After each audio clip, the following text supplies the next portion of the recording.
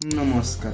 रथयात्रा प्रति वर्ष आषाढ़ मास द्वितीय तिथि रे अनुष्ठित होता है। लक्ष लक्ष भक्त देशरु विदेशरु रथ देखिया आसी था, किंतु एते सारा रथ सरिला परे जाए कुआडे रखा जाए ना भांगी दिया जाए ना नहीं कि कुआडे निआरे जोड़े दिया जाए ना नहीं कि समुद्र में फोपाड़ी दिया जाए। तो चलो आज ये वीडियो रे जानिबा को चेष्टा करिबा। तो फास्ट हला अक्षय तृतीया ठारू तीन रथर बनैबा कार्यक्रम आरंभ करा जाय थाए। 2 मासरू अधिक कठिन परिश्रम करिया परे फाइनाली रथ निर्माण कार्यक्रम शेष होता है। तुम्हें भावुथिव रथ जमती सेमती दिन में बने दियंती नाई, तार किछि नीति नियम थाए। सही दिन गारे ही बना जाई थाए। जगन्नाथଙ୍କ रथर नाम होछि नंदीघोष, बलभद्रଙ୍କ रथर नाम होछि तालध्वज, सुभद्राଙ୍କ रथर नाम होछि दर्पदलन। तीनोटी रथरे बसिकी माउसी श्री गुंडीचा पाखकु जाइथांती। गुंडीचा होछि श्री मंदिर को बनैथिबा राजा इंद्रदुम्नଙ୍କ पत्नीଙ୍କ नाम।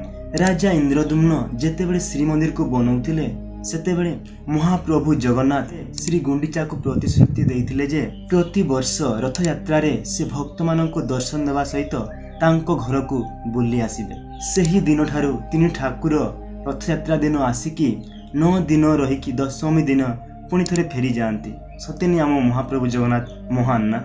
तापरे एही रथ गुड़िक कौन हुए जानिछ?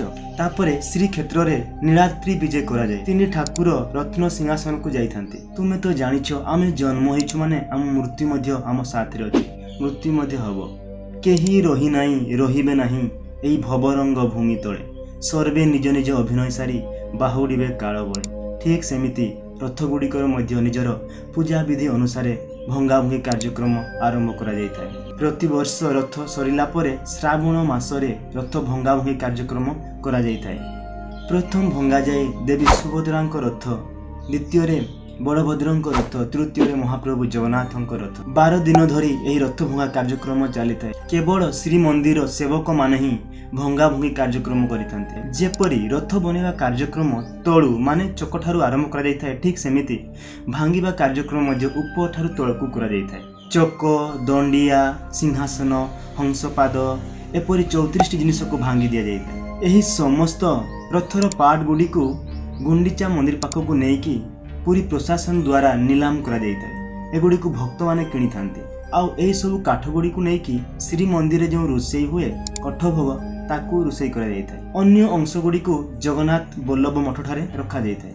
सुआ और सारथी को नवकळे बरदिन तीन ठाकुर सहित समाधि दिया जाय थाए। आहुरी गोटे कथा, पुरी रो प्रशासन विभाग द्वारा क्रेन रे मध्य रथ भंगा भंगी कार्यक्रम करा जाय थाए। जल्दी टे शेष हो बोली को हेल्प करितांती।